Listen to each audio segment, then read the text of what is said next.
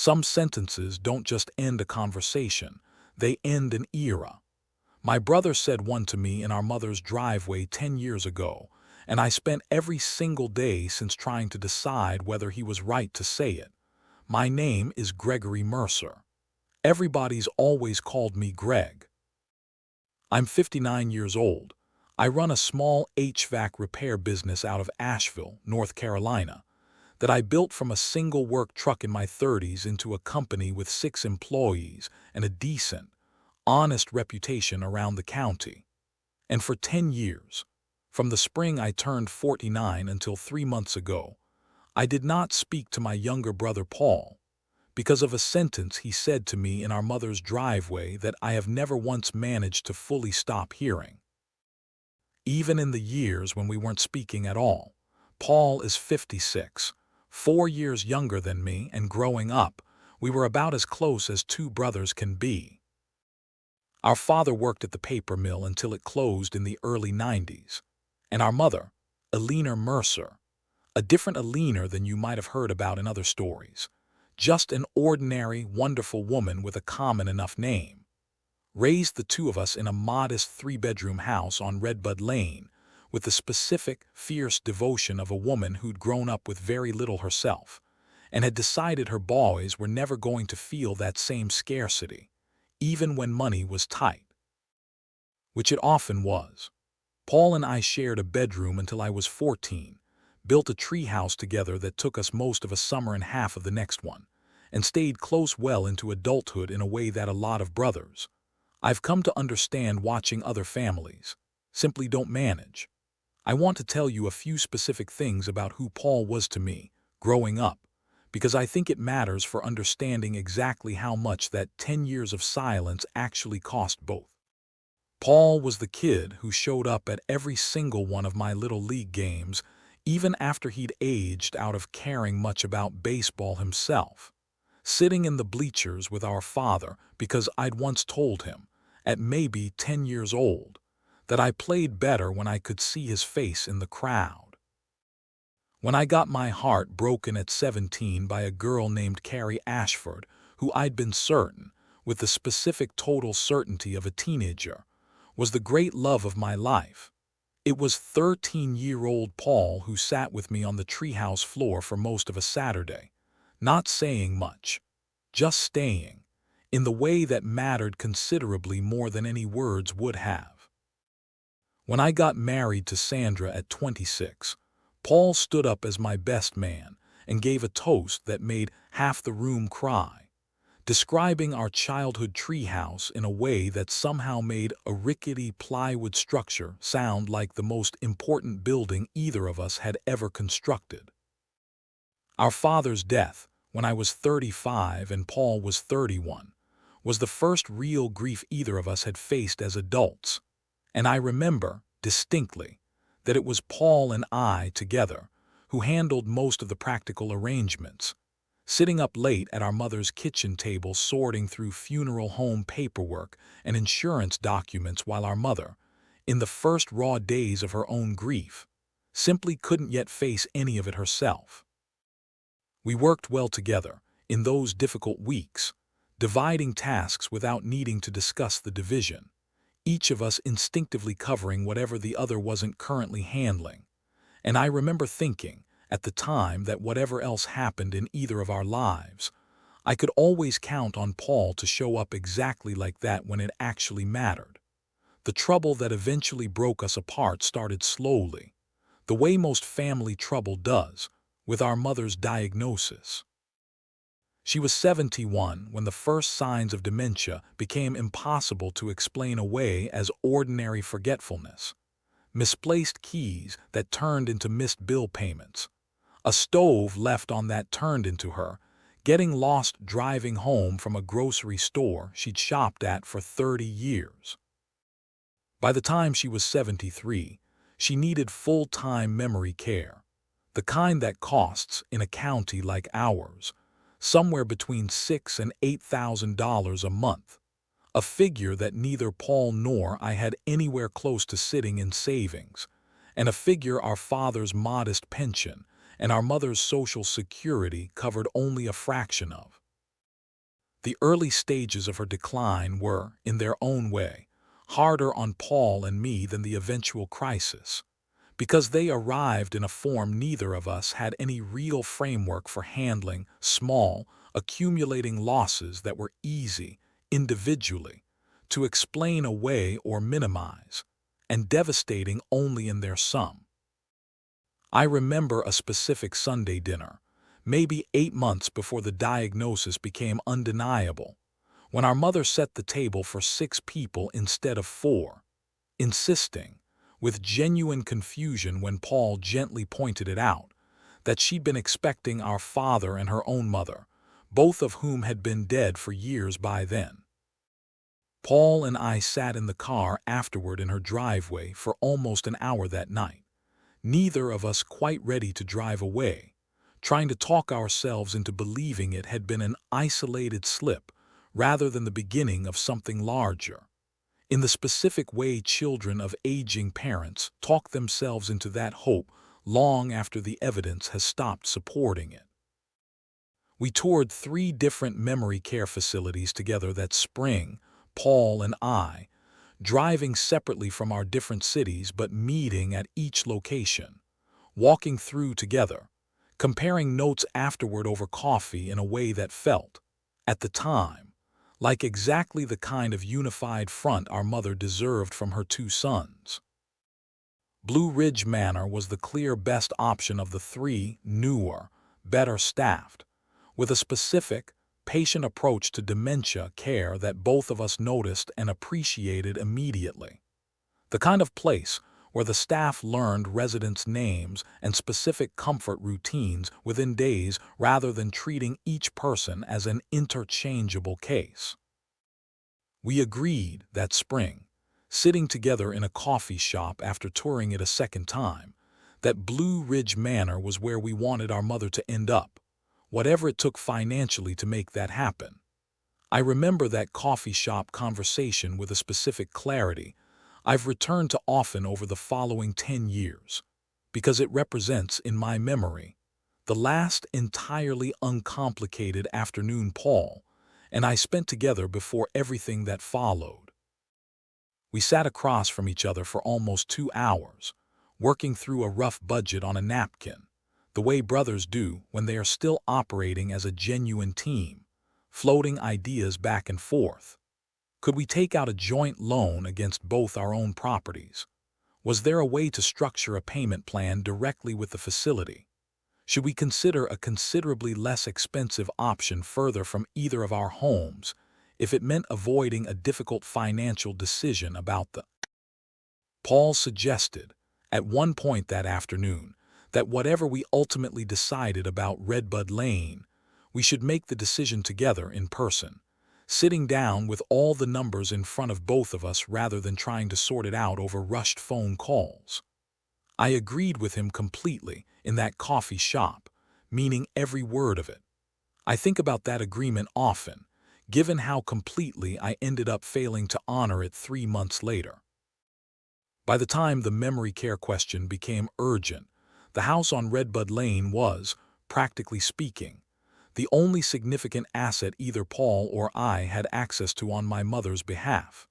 and the decision about what to do with it became, almost overnight, the most consequential financial question either of us had ever had to face. If you've been enjoying stories like this, hit that subscribe button. It genuinely helps the channel, and we've got a lot more coming in this one. Now let's get back to it. Our father had died 6 years earlier, of a heart attack at 68, leaving my mother the house on Redbud Lane free and clear, along with a small life insurance payout that had mostly gone, over the intervening years, toward keeping her comfortable in the house as her health began its slow decline. By the time the memory care question became urgent, the house on Redbud Lane was, practically speaking, the only significant asset either Paul or I had access to on my mother's behalf, and the decision about what to do with it became, almost overnight, the most consequential financial question either of us had ever had to face. I want to be honest about the specific mistake I made, because I think it matters for understanding everything that happened afterward, and because I don't think the story is fair to Paul if I don't own my part in it clearly. My mother's memory care facility, a place called Blue Ridge Manor that I'd toured extensively and genuinely believed was the best option within driving distance for either of us, required a substantial upfront deposit alongside its monthly fees, a specific, immovable deadline of 30 days before they'd hold a bed for her. And I was the one who found that facility, the one who toured it, the one who sat with the admissions coordinator working through the financial requirements, while Paul was 3 states away in Charlotte, deep into a demanding new job at a logistics company that had him traveling constantly that entire spring. I called Paul more than once, during that 30-day window, trying to loop him into the decision, the way I should have from the very beginning. But our conversations kept getting cut short by his travel schedule, by bad cell reception from whatever warehouse or distribution site he was inspecting that week, by the specific, mounting urgency of a deadline that felt, to me, considerably more pressing in the moment than it apparently felt to him from 3 states away, still processing the reality of our mother's decline more slowly than I was, since I was the one seeing her decline in person nearly every week. I made the decision to move forward with listing the house on Redbud Lane without waiting for a conversation Paul, and I never quite managed to have in full, in real time, with both of us actually present and unhurried. I signed the listing agreement myself, as my mother's designated financial power of attorney, a role our parents had assigned to me specifically years earlier, before any of this began, simply because I lived closer and had, at the time, seemed the more practical choice for handling paperwork.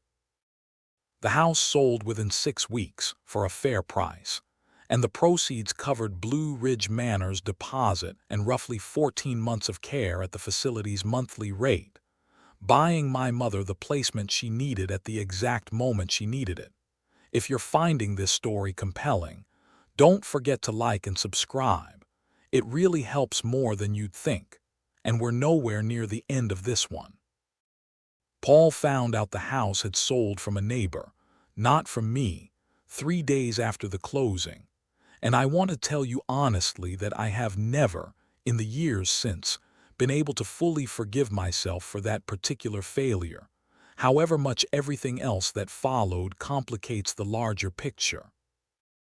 He called me that evening, and I have never heard my brother's voice sound the way it sounded on that call, not loud, which might have been easier to weather, but flat and cold in a way I'd never once experienced from him in 35 years of being his older brother. I remember exactly where I was standing when that call came in my own kitchen in Asheville, Sandra loading the dishwasher a few feet away, the two of us discussing something entirely mundane about our daughter Melissa's upcoming college applications.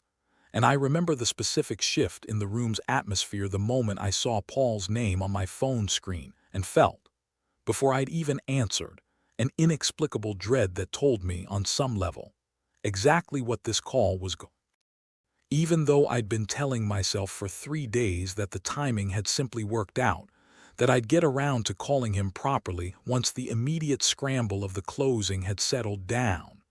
"You sold the house," he said. "Not a question.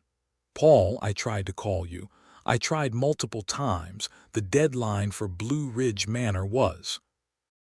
"You sold our childhood home," he said, cutting through my explanation with the specific precision of a man who had clearly spent the drive home from work rehearsing exactly what he wanted to say. "The house Dad worked 30 years at that mill to pay off. The house we grew up in. And I found out from Carl Denby down the street, at the mailbox, like some stranger, 3 days after it already closed. You didn't think that was worth waiting for me to be part of."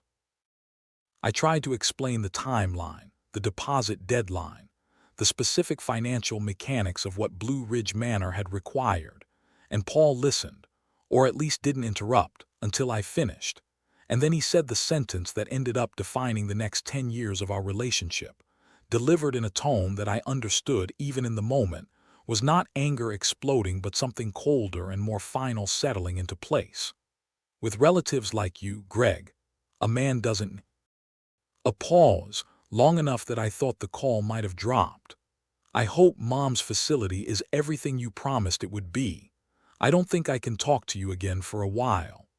I stood in that kitchen for a long time after the call ended, Sandra having gone quiet beside me, having heard enough of my end of the conversation to understand, without needing me to explain it, that something significant had just broken. She asked me gently what I wanted to do, and I remember telling her I didn't know, that some part of me wanted to call Paul back immediately and keep explaining until he understood, and another part of me, a part I'm considerably less proud of in retrospect, felt a specific defensive anger of my own beginning to harden in response to his, the particular self-protective instinct that turns hurt into stubbornness when a person doesn't know what else to do with it. If this story has you hooked, drop a comment and hit subscribe, because what happens next is the part I still think about most. A while turned out to mean 10 years, almost to the month. Paul did not come to Thanksgiving that year, or the year after, sending instead a card for our mother that never mentioned me. He visited her at Blue Ridge Manor on his own schedule, separate from mine, and the facility staff, who got to know both of us as regular visitors over the following years, eventually learned to coordinate our visiting times so we never overlapped. A specific, quiet accommodation that I only fully understood the sadness of once I'd lived inside it for several years myself. My mother, in her more lucid stretches during those early years of her decline, would sometimes ask me why Paul hadn't visited that week, and I never told her the truth, because I couldn't bear for the thing that broke my brother and me apart to also become one more source of confusion and grief for a woman who already had more than enough of both to carry. The estrangement rippled out well beyond just Paul and me, in ways I hadn't fully anticipated when it began. My daughter Melissa was 18 that spring, close to her uncle in the specific way only children sometimes are with an aunt or uncle who treats them like a genuine confidant, rather than simply a relative to be polite to. And she took the rupture between Paul and me almost as hard as either of us did, spending the first year afterward asking, periodically, whether there was anything she could do to help fix it, questions I never had a satisfying answer for. Paul's son Ethan, 21 that spring and already living in Charlotte for his first job out of college, was similarly close to me, and I remember a specific, awkward Christmas about 3 years into the estrangement when Ethan came to visit Sandra and me on his own, without Paul, a quiet act of loyalty to our relationship that neither of us ever discussed directly, but that I understood, even then, as considerably more meaningful than either of us let on. Sandra, my wife, occupied a particularly difficult position throughout those 10 years, caught between her own genuine affection for Paul, who she'd known and loved as a brother-in-law for over 2 decades by the time the rupture happened, and her loyalty to me as the wounded party in the version of the story I told myself during the years when I was still angriest. She never once told me I was wrong to stay angry in those early years, but she also never fully let me off the hook either, saying to me once, maybe 2 years into the silence, in the specific gentle but unflinching way she's always been able to tell me hard truths, I love you, Greg, and I think you had every right to be hurt. But I also think you've stopped even trying to see it from his side, and that's not like you. That's not the man I married. I didn't want. I've thought about that sentence more than almost anything else she's ever said to me, in the years since. I want to tell you that I spent those 10 years angry at Paul, and there were certainly stretches where I was, particularly in the first year or two, when the specific unfairness of being cut off after making a genuinely difficult decision under genuine time pressure, felt like more than I could reasonably be expected to absorb. But underneath the anger, for most of those 10 years, was something closer to a persistent, low-grade guilt that I never fully resolved, because I understood, even at my most defensive, that Paul's underlying grievance wasn't entirely wrong. I had made a unilateral decision about something that belonged to both of us, emotionally if not always legally, and I had let a genuine deadline become an excuse for not trying harder to actually reach him before acting. What Paul did not know, for those entire 10 years, was what happened financially in the years after that house sale, because I never told him, and because I made a series of choices during that decade that I want to walk you through carefully, not to make myself out to be some kind of martyr,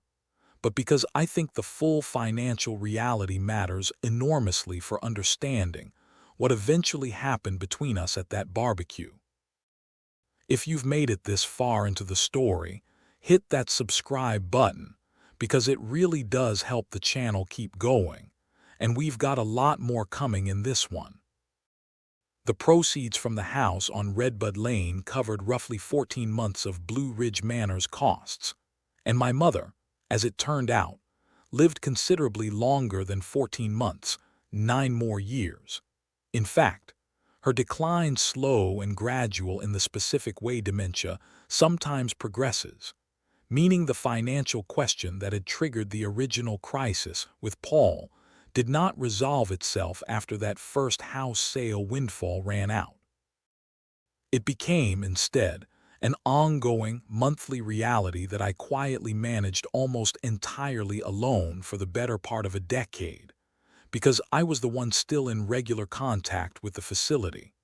the one whose name was on the financial paperwork, and because, I'll admit honestly, some part of me felt that continuing to shoulder it alone was a kind of penance for the mistake that had cost me my brother in the first place. I refinanced my own house twice during those 9 years, extracting equity I'd spent 2 decades building to cover gaps in my mother's care costs that her dwindling remaining savings couldn't fully absorb. I took on additional HVAC contracts on weekends, well past the point where my business alone would have justified the extra hours, specifically to generate the additional monthly income Blue Ridge Manor's fees required. My wife, Sandra, who has been beside me through every single year of this, gave up a planned early retirement from her own job as a school administrator, staying on 3 additional years past when she'd originally hoped to stop working, because we both understood, without ever needing to discuss it as anything other than simply what our family required, that my mother's care wasn't optional and wasn't going to become cheaper while we waited for a better solution to present itself. The specific texture of those 9 years is something I've had a hard time fully conveying to anyone who didn't live through a similar stretch themselves. Not one dramatic sacrifice, but hundreds of small, accumulating ones, the kind that don't make for a very compelling story told individually, but that added up, over nearly a decade, into a genuinely significant portion of my working life. I picked up Saturday emergency calls I would once have turned down without a second thought, driving out to fix a stranger's failing air conditioner on a holiday weekend, because the extra $400 mattered in a way it hadn't mattered before. I stopped taking the annual fishing trip to the Outer Banks that had been a fixture of my summers for 15 years, telling my old fishing buddies, vaguely, that money was tight that season, never explaining the fuller reason, because explaining it felt, somehow, like asking for a sympathy I wasn't sure I deserved given how the whole situation had started. Sandra and I canceled a planned kitchen renovation twice, the specific project we'd been talking about since our own house was fully paid off, quietly deciding, each time the topic came up again, that the money needed to go toward my mother's care instead. A decision we made so many times over those 9 years that eventually we simply stopped mentioning the renovation at all. There were harder years within those 9, financially, than others. A stretch around year 5 when my mother's care needs increased significantly, requiring a move to Blue Ridge Manor's more intensive memory unit at a considerably higher monthly rate. That coincided almost exactly with a slow season for my HVAC business. 2 difficult months where Sandra and I sat at our own kitchen table doing the same kind of careful, worried arithmetic I imagine Paul and I might. A decade earlier, if the two of us had still been speaking. I remember, during that particular stretch, seriously considering calling Paul, breaking the silence myself, simply to ask for help with a specific month's shortfall, and deciding in the end not to, because I couldn't find a way to make that call without it sounding like exactly the kind of scorekeeping I'd promised myself I would never engage in. I did all of this without telling Paul any of it, for reasons that, looking back across the full 10 years, I understand as a complicated mixture of stubborn pride, genuine hurt, and a specific, protective instinct not to make my own sacrifices into a weapon in an argument that had already cost me my brother once. I told myself for most of that decade that if Paul ever asked, if he ever reached out wanting to understand the fuller financial picture, I would tell him everything, honestly and without resentment. He never asked, and I never volunteered it because volunteering it unprompted after 10 years of silence felt too much like keeping score in a relationship I had already, on some level, grieved as permanently over. My mother passed away 3 years ago, at 82, peacefully in her sleep, at Blue Ridge Manor, with me at her bedside that final week and Paul visiting, on his own separate schedule, the week before. We did not speak at her funeral beyond the barest, most necessary logistical coordination. Who would deliver which eulogy, who would sit where, brief, careful exchanges managed almost entirely through our respective spouses to avoid any direct, unmanaged contact. I remember standing at the front of the funeral home during my own eulogy, looking out at a room full of people who had known Eleanor Mercer for decades, and catching sight of Paul near the back, sitting with Sandra and his own wife, his face carefully composed in the specific way I recognized from our own father's funeral years earlier. A family trait, I suppose. This particular skill at holding grief together in public that both of us had apparently inherited from watching our mother do the same thing after our father died. I delivered a eulogy that day describing our mother's fierce, protective love for both her sons, and I remember the specific discomfort of standing up there speaking about the bond between her boys, while one of those boys sat 40 feet away, unable to look at me directly, both of us performing a unity for the room that neither of us actually felt anymore. Melissa told me, years later, that she'd watched both her father and her uncle from her seat that day, and that the sight of the two of us grieving the same woman in the same room without a single word passing between us was, in her own words, the saddest thing I've ever watched, worse in its own way than the funeral itself. She said she'd almost stood up at one point, in the middle of the reception afterward, and physically walked Paul over to me, forced some kind of conversation between us, and had talked herself out of it only because she didn't think either of us was ready, that afternoon, for anything beyond simply getting through the day. I remember watching Paul across the funeral home that day, both of us grieving the same woman in the same room, unable to find our way to a single unscripted word for each other,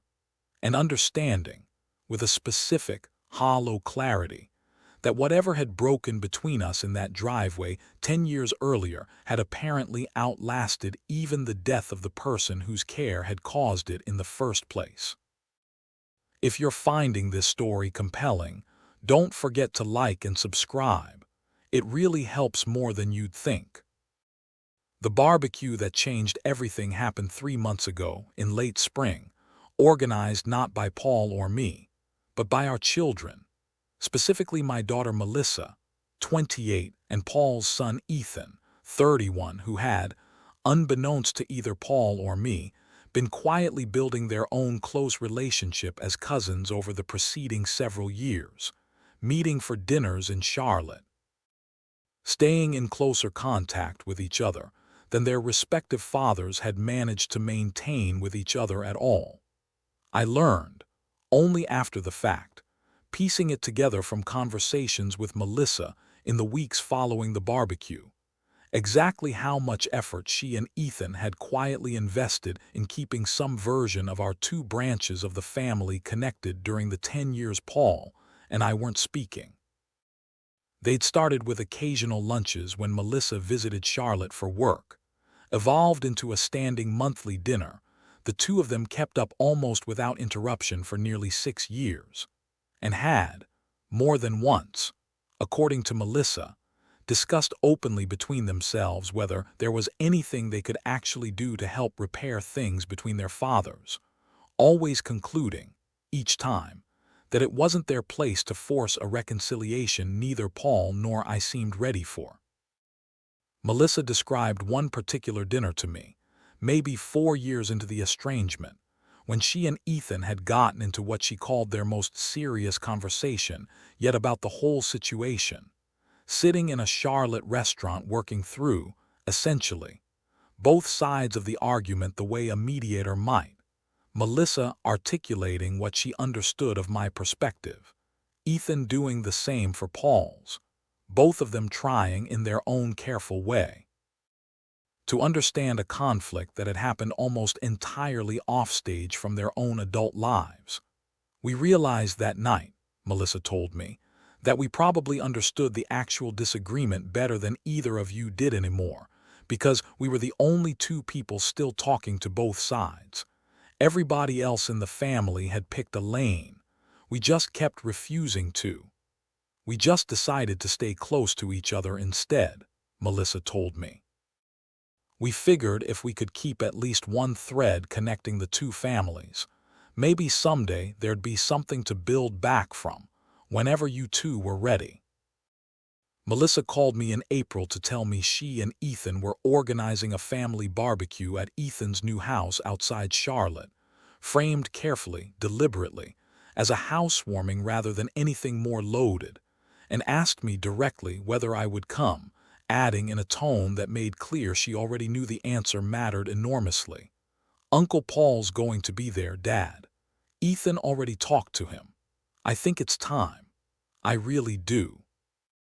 I said yes before I'd fully thought through what saying yes would actually mean, because Melissa's voice, asking me that question, carried a specific hopefulness I didn't have the heart to disappoint, and because some part of me, 10 years into a silence I'd never fully made peace with, understood that if I kept waiting for the perfect moment to try again,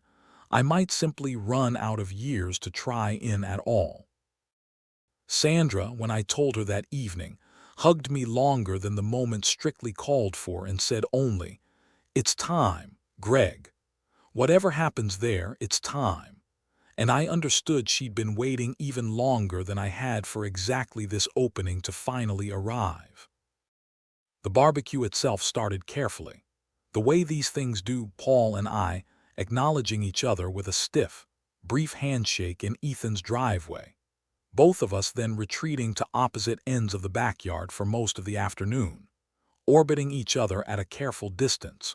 while our children and the rest of the extended family filled the space between us with the kind of easy, ordinary conversation that neither Paul nor I seemed capable of managing directly with each other. I watched him from across that yard more than once, noticing how much older he looked than the last time I'd really studied his face up close, gray now through most of his hair, the specific weathering of a decade that had apparently been harder on both of us than either of us had let the other see.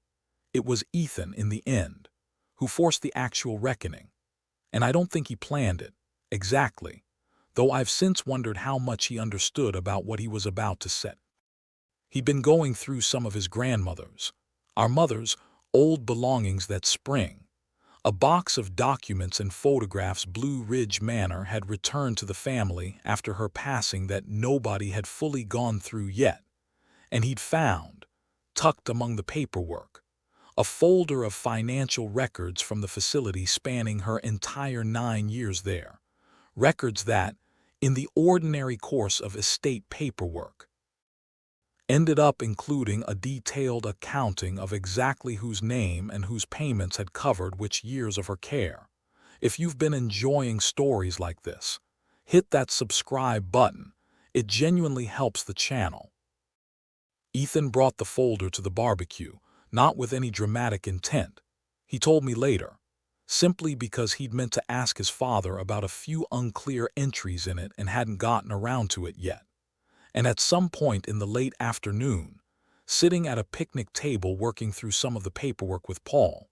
he asked, casually, why virtually every payment record for the last 8 of my mother's 9 years at Blue Ridge Manor showed my name and my account information, and none showed Paul's. I was not present for the exact moment that question landed, standing at the grill on the other side of the yard, but Melissa told me later that she watched her uncle go very still, staring at that folder for what she described as an uncomfortably long time, and then ask Ethan, in a voice she said sounded genuinely confused rather than defensive, to explain what exactly he was looking at. Paul found me at the grill maybe 10 minutes later, the folder still in his hand, and I want to describe the specific expression on his face in that moment, because I have thought about it constantly in the 3 months since. Not anger, which is what I might have braced for, but something closer to a dawning, disorienting horror. The particular look of a man realizing the story he's told himself for a decade might not be the whole story after all. "Greg," he said, "what is this? Why does this only have your name on it?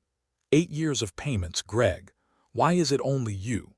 I want to tell you I handled that moment with some kind of grace, and the honest truth is I mostly just told him plainly, without embellishment, because I no longer had the energy, after 10 years, to keep managing the story carefully. I told him about the 2 refinances on my own house. I told him about Sandra delaying her retirement 3 years. I told him about the weekend contracts I'd taken on well past the point of reasonable exhaustion, all of it quietly, without any of it ever once reaching him, because I hadn't wanted it to become one more weapon in an argument I'd already lost my brother over once. Paul did not say anything for a long moment after I finished.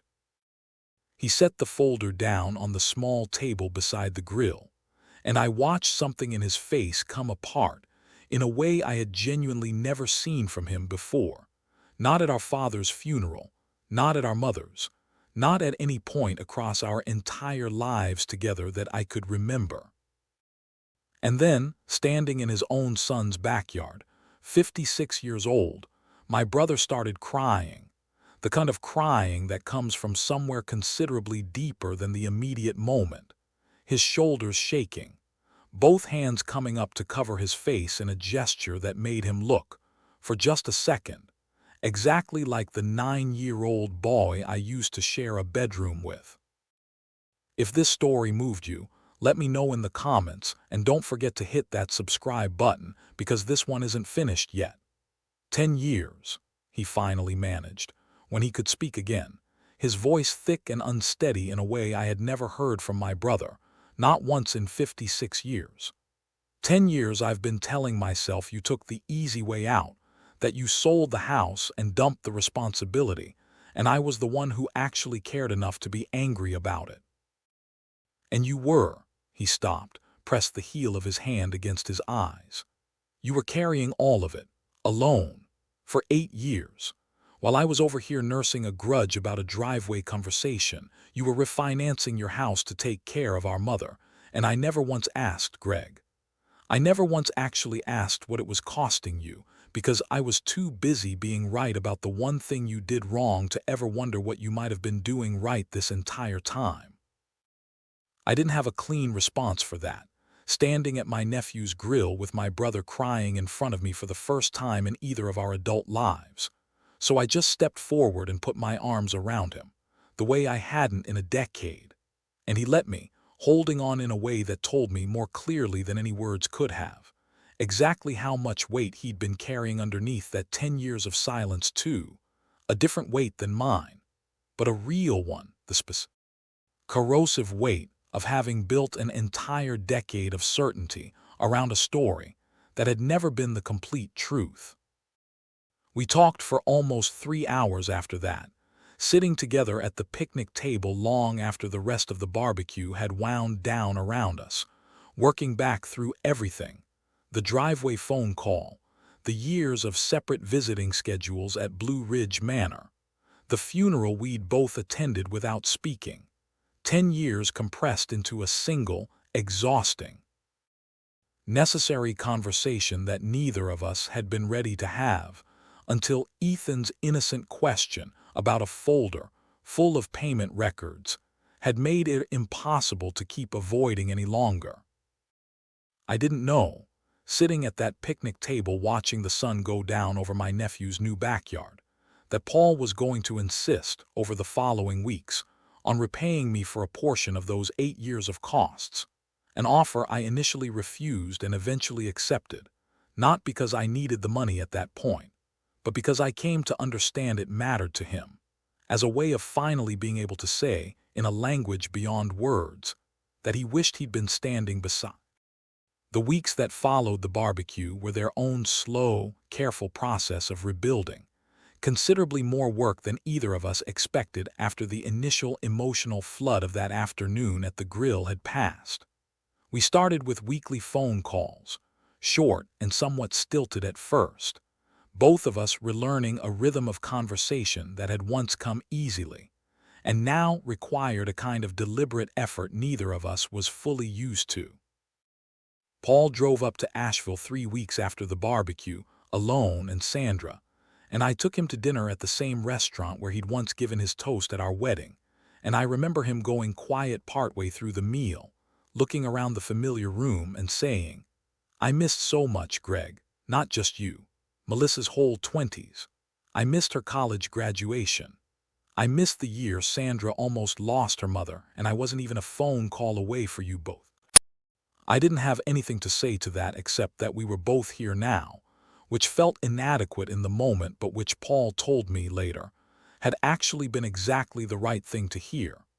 We visited our mother's grave together for the first time in a decade, that same weekend, standing side by side at a leaner Mercer's headstone, in a way we hadn't managed even at her funeral 3 years earlier. Paul brought flowers, the specific yellow roses our mother had always kept in her garden on Redbud Lane before the dementia made gardening impossible for her, and we stood there for a long while without talking, both of us, I think, apologizing to her in our own private ways for the years we'd spent not speaking to each other while she was still alive to have wished otherwise. I didn't know, that day at the grave, how much work was still ahead of us, how many small, accumulated resentments from those 10 years were going to surface gradually over the following months, each one requiring its own careful conversation, rather than resolving all at once in a single cathartic afternoon.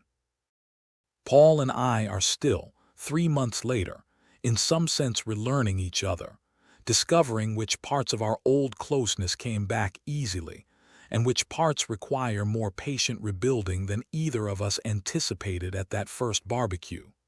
But we are doing that work together now, which is the part that matters, the part neither of us had access to for 10 long years. We've started, over the past 2 months, doing something we never did even before the estrangement, which is talking directly and explicitly about how we communicate with each other. A specific, deliberate vulnerability that neither of us would have known how to attempt at 29 or 39 years old, but that 59 and 56 apparently makes more accessible. Paul told me during one of our weekly calls that he wants us to agree, explicitly, that neither of us will ever again let 10 days go by during a genuine crisis without a real conversation, let alone 10 years. And I agreed immediately, understanding that this specific, almost businesslike agreement between brothers was itself a kind of quiet acknowledgement of exactly how badly the old, unspoken assumption that we'd simply always be there for each other. Melissa has told me since the barbecue that watching her father and her uncle rebuild something she genuinely worried might never come back has changed her own understanding of what family repair actually requires. Not a single dramatic gesture, she's told me, but the accumulated weight of showing up, again and again, in smaller ways, over months rather than expecting one emotional afternoon to undo an entire decade. She and Ethan still have their monthly dinners, though the conversation has shifted, she says, from anxiously monitoring the state of their father's relationship to simply enjoying each other's company, the way cousins are supposed to, without the quiet weight of unspoken family repair work hanging over every visit. I didn't know that Melissa and Ethan had been quietly planning that barbecue's true purpose for almost a year, hoping, without ever quite admitting it to either of us directly, that some accidental discovery might finally do what a decade of careful, well-meaning family suggestions from everyone else had never managed to accomplish. I didn't know how much more there still was for Paul and me to work through, or how long it was going to take either of us to fully trust that this reconciliation was going to hold. But that's a story for next time. The truest thing I can tell you, 3 months removed from that afternoon at the grill, is that I no longer believe the 10 years of silence were entirely wasted, however much I wish we'd found our way back to each other sooner. I think, in some strange way, that decade taught both of us something about the specific gap between the story we tell ourselves about a person we've stopped speaking to, and the fuller, more complicated truth that story almost never fully contains. Paul spent 10 years believing I'd taken the easy way out. I spent 10 years believing I owed him nothing but silence in return for his. We were both wrong, in ways that only became visible once a folder of old payment records forced the two of us to finally stop managing our own separate versions of a story that had never belonged to either of us alone in the first place. I think, too, about how close that reconciliation came to never happening at all, how easily an entire decade could have simply continued accumulating into the rest of both our lives if Melissa and Ethan hadn't quietly, patiently kept a thread of connection alive between our two families during all the years Paul and I couldn't manage it ourselves. I don't think either of them fully understood, at the time, how significant that quiet loyalty was going to turn out. I think about it now as one of the genuine gifts of my life, watching my daughter and my nephew do, instinctively and without ever being asked, exactly the kind of patient, unglamorous relationship tending that Paul and I had once been so good at with each other, before a driveway phone call and a decade of pride convinced us both we'd forgotten how. I think, finally, about what I would tell my own younger self, the man standing in that kitchen on Redbud Lane listening to his brother's voice go cold on the phone for the first time, if I somehow had the chance. I don't think I would tell him not to be hurt, because the hurt, on both sides, was real and reasonable given what either of us understood at the time. I think I would tell him, instead, that 10 years is an enormous amount of time to spend protecting your own pride instead of picking up a phone, that the specific, quiet dignity of silently carrying a burden alone is worth considerably less than most of us are taught to believe it's worth, and that the people who love us can usually forgive an honest mistake made under pressure far more easily than they can forgive a decade of silence that follows it.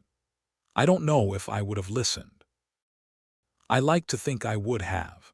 I'm grateful at 59 years old that I finally did. If this story moved you, let me know in the comments and hit that subscribe button so you don't miss what happens next.